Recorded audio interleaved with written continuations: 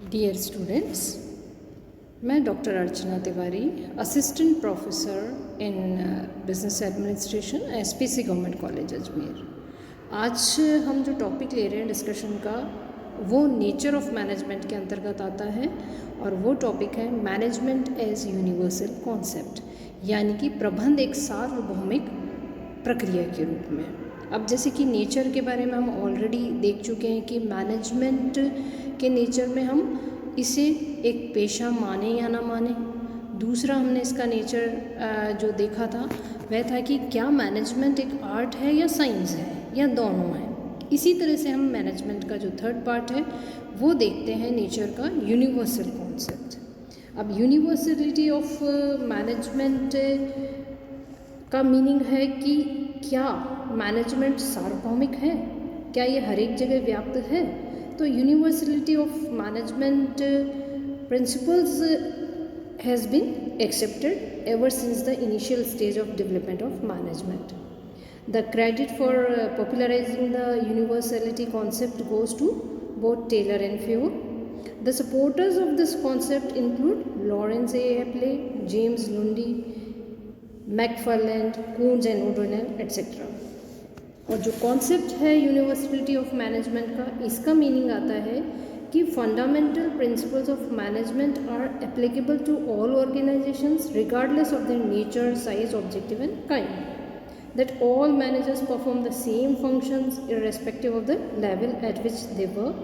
That the managerial knowledge, that is principles, theories, etc. skills may be transferred across the industries within the outside the country. It means जो fundamental principles हैं management के वो हर जगह व्याप्त हैं, चाहे संस्था का नेचर कुछ भी हो, साइज़ कैसा हो, ऑब्जेक्टिव कुछ भी हो या उसका काइंड किसी भी तरह का हो, प्रकार किसी भी तरह का हो।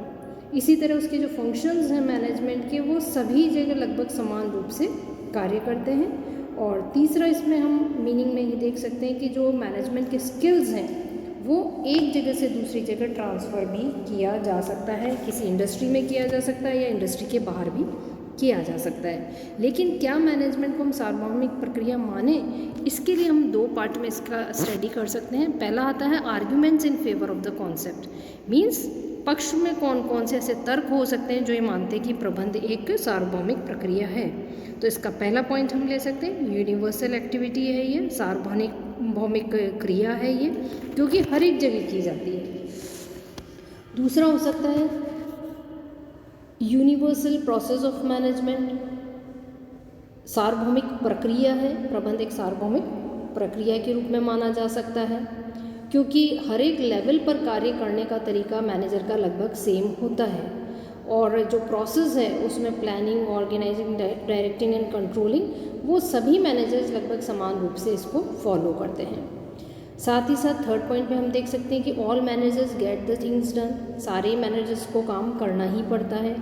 फोर्थ है कि all managers aim at using resources efficiently and effectively, सारे ही प्रबंधकों का कार्य जितने भी रिसोर्सेज हैं उनको कुशलतापूर्वक काम में लेना हो सकता है, रिसोर्सेज का एफिशिएंटली या इफेक्टिवली यूज़ करना पड़ता है। साथ ही साथ मैनेजमेंट के जो प्रिंसिपल्स हैं वो भी यूनिवर्सल हैं। जो फंडामेंटल प्रिंसिपल्स हैं साइंटिफिक मैनेजमेंट के या जो हेनरी फ्योल के हैं, ये लगभग सभी प्रकार की संस्थाओं में जहाँ पर कि ह्यूमन एक्टिविटीज़ होती है वहाँ पर ये काम में लाए जाते हैं, क्योंकि सारे ही इकोनॉमिक सिस्टम्स होते हैं। इन इकोनॉमिक सिस्टम्स को फॉलो करने के लिए यूनिवर्सल प्रिंसिपल्स हो सकते हैं। सिक्स्थ पॉइंट हम ले सकते हैं similar skills. Robert L cards ने बताया है कि सभी मैनेजर्स में टेक्निकल स्किल्स होते हैं, ह्यूमन स्किल्स होते हैं या कॉन्सेप्चुअल स्किल्स होते हैं। और ट्रांसफरेबल नॉलेज और स्किल, एक जगह से दूसरी जगह ट्रांसफ़र भी किया जा सकता है नॉलेज को। जैसे कि मैनेजमेंट की अगर डिग्री ली जा रही है तो उसमें एमबीए के लेक्चरर्स एमबीए स्टूडेंट्स को तैयार करने के लिए अपने नॉलेज का ट्रांसफ़र करते हैं।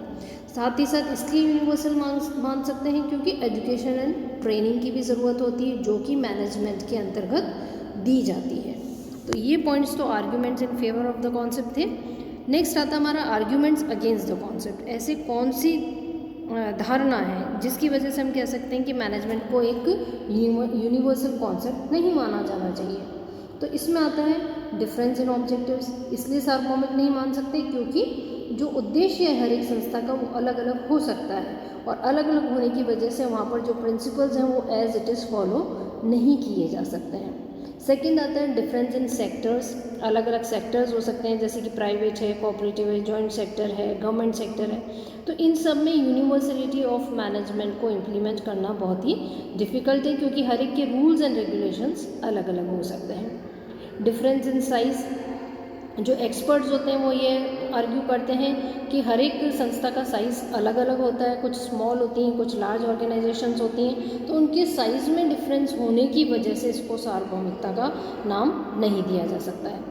डिफरेंस इन टेक्नोलॉजी। तकनीक भी अलग अलग होती है, क्योंकि हर एक कंपनी जो है अलग तरह की तकनीक अपनाती है, जैसे कि कोई कंप्यूटर तकनीक अपना रही है, सॉफ्टवेयर अलग अलग तरह के यूज़ किए जा रहे हैं। साथ ही साथ डिफरेंस इन कल्चर।